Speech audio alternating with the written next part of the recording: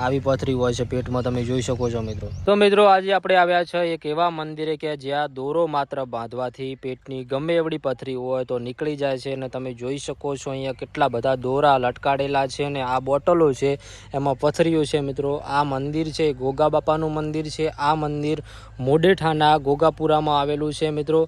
અને આ છે ભુવાજી, નામ છે બાલશંક કાકા, અને બાલશંક કાકા અહીંયા દોરો બાંધે છે। તો કાકા, દોરો બાંધવાથી પથરી નીકળી જાય છે? હા, 100%। બરોબર। અહીંયા ટોટલ કેટલા કેસ આયા હશે કે જેમની પથરી નીકળી જાય? તો કરોડો કેસ આયા છે કે 1 લાખો કરોડો નીકળી ગઈ। બરોબર। અને અહીંયા દોરો બાંધ્યા પછી કેટલા દિવસે પથરી નીકળે? એવું જો દોરો બાંધે તો કોઈ 24 કલાકમાં નીકળી જાય, પણ દુખાવો તરત દોરો બાંધવાથી ટપ દઈને બંધ થઈ જાય। બરોબર। અને આ મંદિર 24 કલાક રોજ ચાલુ જ હોય છે? ચાલુ જ હોય। બરોબર। અને પછી પથરી નીકળી જાય એના પછી શું નિવેદ કરવાનું હોય છે ગોગા બાપે? પોસ નારાયણનું તોરણ છઠ્ઠું વધેરવાનું। બરોબર। ગોગા બાપાનું નિવેદ। બરોબર। તો આ બધા નારિયેળ છે એ બધા અહીંયા ચડાવેલા છે। તો મિત્રો તમે જોઈ શકો છો અહીંયા ગોગા બાપાનું નાનકડું મંદિર છે અને અહીંયા પથરી નીકળેલી છે। કાકા બતાવો ને પથરી કાઢીને કેટલી નીકળેલી છે પથરી, જોયો આપણે તો તમે જોઈ શકો છો કાકો આપણને પથરીઓ બતાવી રહ્યા છે।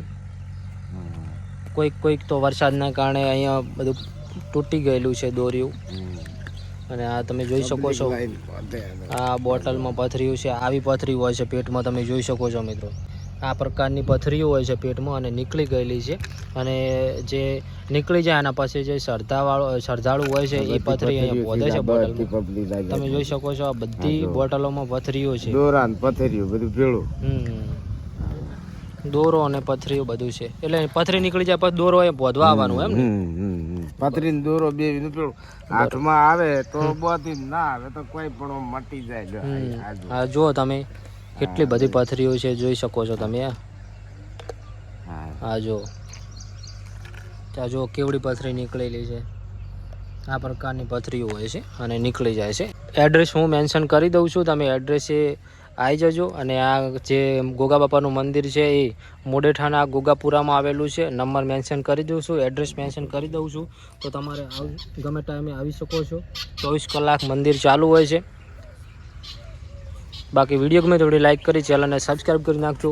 આવા જ વિડીયો જોવા માટે ચેનલને સબસ્ક્રાઈબ કરજો અને આ વિડીયોને વધુને વધુ શેર કરી નાખજો। મળીશું એક નવા વ્લોગ સાથે।